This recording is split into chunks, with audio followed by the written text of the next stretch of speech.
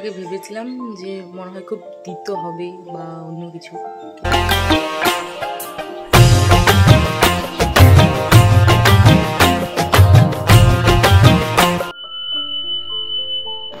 নমস্কার, আমি স্মৃতি। স্মৃতির সংসারে সবাইকে স্বাগতম। বড়দের প্রণাম ও ছোটদের ভালোবাসা জানিয়ে আমি আমার ব্লগটি শুরু করছি। সকালবেলায় গ্যাসটা মুছে নিয়েছি, তারপরে নিজের জন্য একটা টি করে নিয়ে চলে এসেছি খেতে। আর খেতে খেতেই বলবো টিটা কেমন খেতে। তো দেখতে থাকো ভিডিওটা আর সাথে থেকো। আর ভালো লাগলে অবশ্যই সাবস্ক্রাইব করো কিন্তু বন্ধুরা। কেমন? আমি জানি আমি অত ভালো ভিডিও তৈরি করতে হয়তো পারি না, কিন্তু তবুও বলছি প্লিজ তোমরা আমার পাশে থেকো। কেমন? জিরা জল খাওয়ার আগে ভেবেছিলাম যে মনে হয় খুব তিতো হবে বা অন্য কিছু, কিন্তু না, মোটামুটি বেশ ভালোই খেতে। ভালোই লাগছে, চায়ের মতো একদম।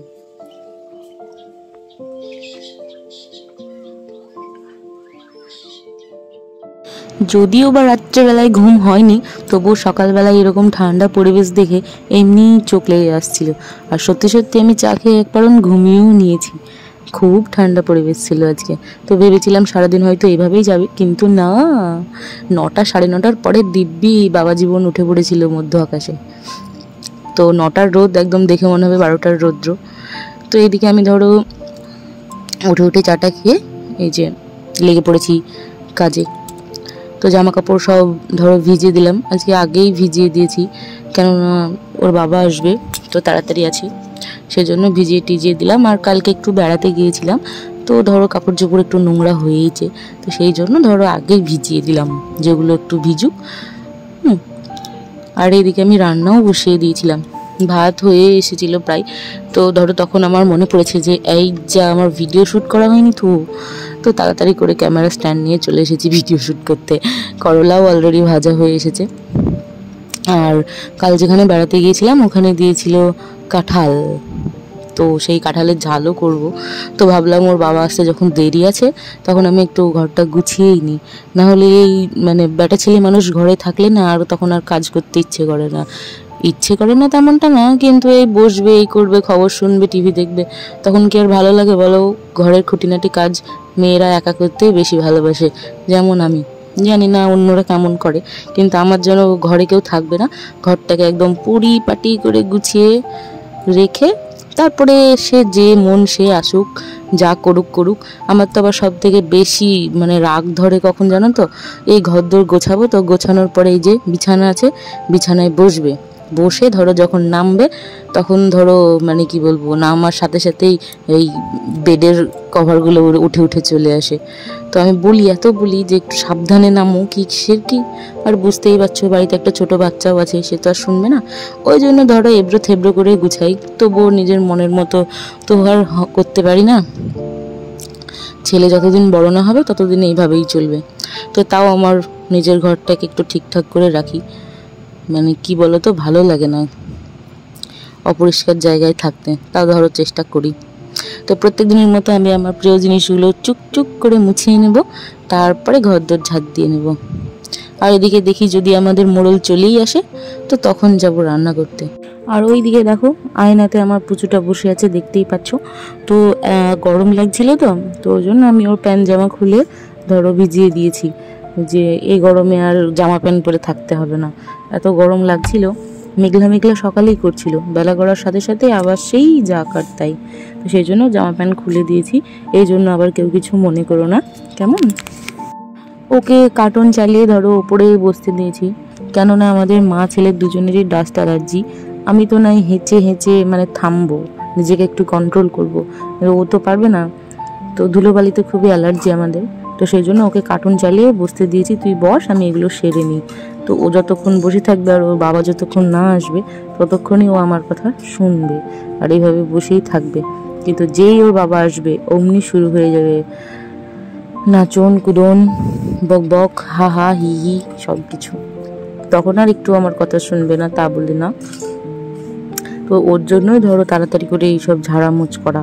সকালবেলায় ধরো নোংরাই হয়ে থাকে, 8টা 9টার দিকে যদিও বা উঠি, ওঠার পরে ধরো তাড়াতাড়ি করি, তো ও তখন একটু কান্নাকাটি করে, কিন্তু যেদিন সকাল সকাল উঠে পড়ি সেদিন ধরো আগেই করে ফেলার চেষ্টা করি।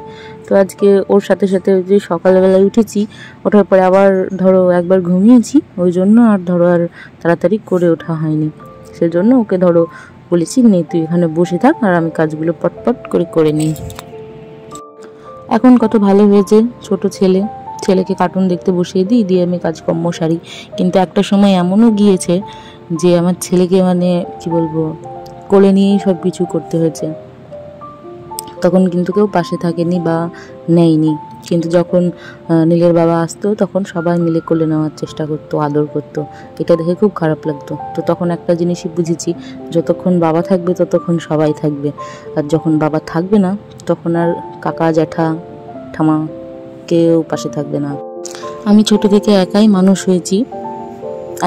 আমি আমার মায়ের বাড়িতে ধরো সবাই ছিল, কিন্তু আমি কারোর আদর তেমন পাইনি, শুধু মা, ছোটদা, বড়দার বাবা ছাড়া। তো কেমন কেমন মানে ভালোবাসতো জানো তো, মানে যখন আমার মাকে বা বাবাকে দেখতো তখন সবাই এসে মানে এটা ওটা বলে ভালোবাসতো, কিন্তু যখন কেউ থাকতো না তখন কেউ আর কথা বলতো না আমার সাথে। তো সেই ধরো অভিজ্ঞতা ছোট থেকেই ছিল। ওই জন্য আমি আমার ছেলেকে এমনভাবে মানুষ করতে চাই যেন একাই সব কিছু করতে পারে। কোনো মানুষের সাথে কথা বলে নিজের মনকে হালকা করার কোনো দরকারই নেই, এরকম একটা শিক্ষা আমি ওকে দিতে চাই। কেননা মানুষ খুব স্বার্থপর, স্বার্থ ছাড়া মানুষের সাথে মানুষ মেশেই না। মানুষের সাথে গল্প করার থেকে না কোনো ছাগল গরু পোষা ভালো, বা ছাগল গরু চড়িয়ে বেড়ানো ভালো, পয়সা হবে, কিন্তু মানুষের সাথে গল্প করে বিপদ বাড়বে বই কমবে না। তুমি একভাবে তাকে গল্প দেবে, সে আলাদাভাবে বুঝবে, বুঝে তখন এটা ওটা বানিয়ে বলে দেবে, আর ঝামেলাই পাকবে, এর বেশি কিছু না। এই যে ভিডিও ক্লিপটা দেখছো, এই ভিডিও ক্লিপটা তুলে রাখলাম, ভবিষ্যতে আমার দরকার দেবে। তাই ভিডিও ক্লিপের পেছনে একজন ছিল, সেই মানুষটা এত শয়তান তা মানে বলে বোঝাতে পারবো না।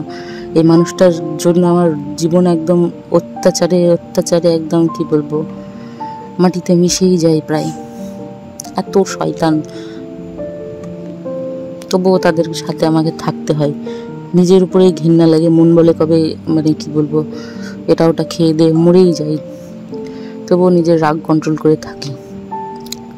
তো যাই হোক, এই যে আমি রান্না শুরু করেছি, আমার মন মেজাজটা এখনই খারাপ হয়ে গেল শুধুমাত্র ভিডিওটা দেখে। এত একটা মানুষ মানে এত নোংরা হতে পারে কি করে বলো তো? হ্যাঁ, এদেরকে না দেখলে না কেউ বুঝতে পারবে না এরা এত নোংরা আর এত মানে খারাপ, মানে মানুষকে বাঁচতে দেবে না নিঃশ্বাস নিয়ে।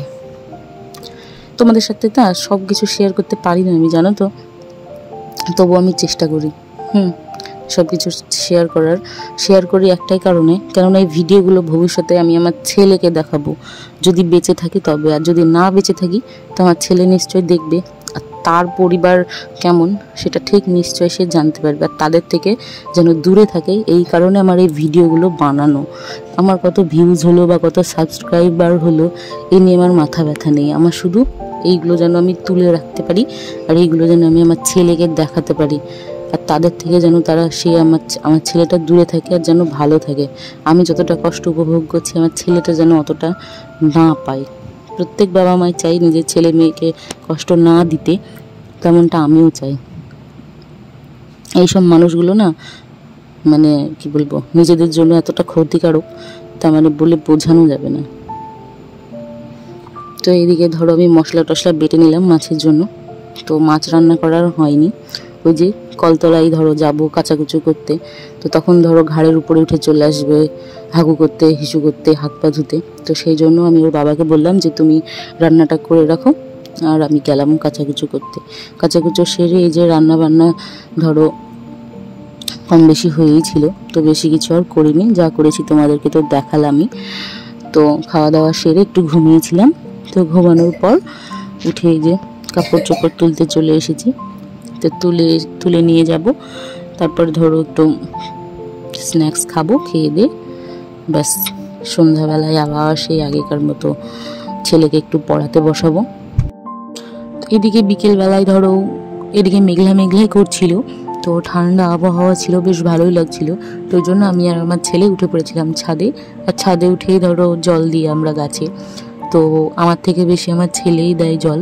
ও সবসময় গাছে জল দিতে ভালোবাসে, আর এই অভ্যাসটাও ভালো বলে আমি আর কিছু বলি না। জল একটু ঘাটুক, কিন্তু গাছে জল দেওয়াটা তোর প্র্যাকটিস হচ্ছে বা অভ্যাস হচ্ছে, সেই জন্য আর কিছু বলি না।